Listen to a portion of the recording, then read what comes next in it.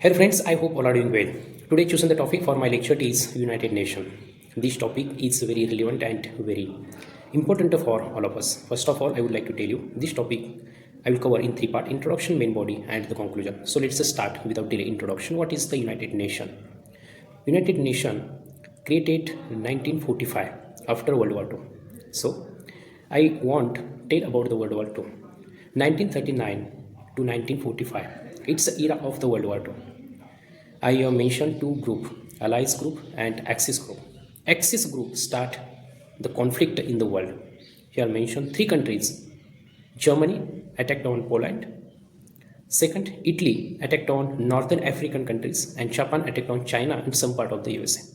That means those three countries create the fire on those countries, neighboring countries, and try to dominate on the all world. But other countries leader gather together and they try to stop their attack. But Axis group not understand and not stop. They're on balanced country. USA, China, Soviet Union, United Kingdom, France, India, and other countries gathered and made a group. It's called Allies group. And Allies group and Axis group fight each other. And in the year of 1945, World War II stopped. Ended the World War II and their victory. Allies group. After won the Allies group, they're on most powerful countries: USA, United Kingdom, France, China, and the Russia. Those countries decided to open the United Nation, and other remaining countries, those are decided required one international organization whose are stop the future war, maintain the peace, focus on the healthcare, focus on the environment, and reduce the poverty. Thereon start in the year of 1945 United Nation. Let's move to the main body. How work United Nation? United Nation work on their six organs. It's I mention here. First, secretary. Secretary is the main head of the United Nation, and he organized the meeting and he ensure the plan of the United Nation. Second, General Assembly. General Assembly. This organ, there have total 193 countries member, and all countries leader gather together, attend the meeting and talk each other, and their mention point of view in the General Assembly. Third number, Economic and Social Council. It's a focus on healthcare, focus on the education, focus on creative job, and lastly focus on the reduce poverty. These organ important and responsible for that. Fourth number, Trusteeship Council.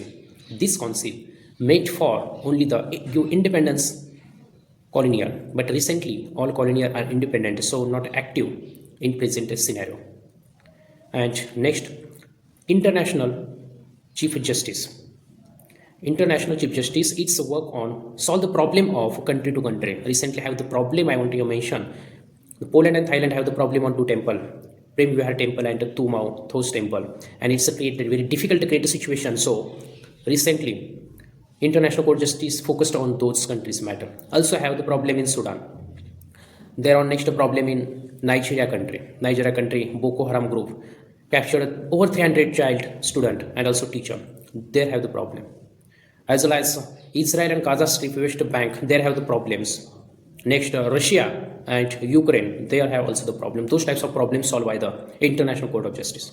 And last, very important organ, that means United National Security Council. There have total 15 members, but 5 members permanent are there. That's called P2. And there are the countries: USA, United Kingdom, called Britain, France, Russia, and China. Those are 5 permanent countries are there, and 10 non-permanent countries there. Total 15 countries, and 5 countries whose are there. Those have the veto power. But one thing I have in my mind: why those countries only the five member in the permanent? Why not other member? Because the time tenure are 5 countries time tenure. The long time is no valid, no outdated time. They also become the permanent member in the 1945 to till date 2025. Those are permanent member. But why not other countries are there?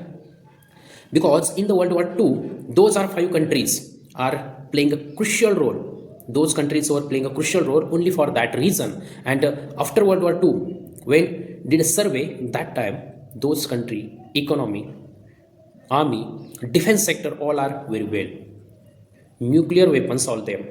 Only for that reason permanent member are there, nothing other reason. After World War II, many countries suffering from difficult situation because invest their money, war, death to the country. But after World War II, many years, not a joke, 6 year World War has been created. But after World War II, those five permanent member who are not losing their economy has the balanced.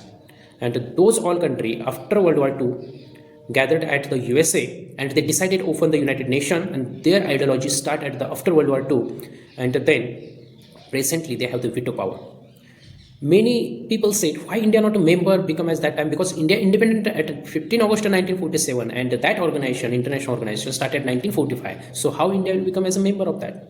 But recently, in within 2 5 years in the future, definitely India will become as a member, because veto power have that country which GDP is the best. And recently USA, China, Russia, Germany, then India, then Japan. That means our India on the GDP level have the ranking 4 to 5 number. It's the best for us. It's a move toward the conclusion. According by my personal opinion, United Nations, this is international organization really doing crucial role on those sector like I have mentioned, health sector, education sector, and whenever create a situation happen the war between any countries, that time United Nations participated there and stop the war. But in the conclusion, I want to here mention one things.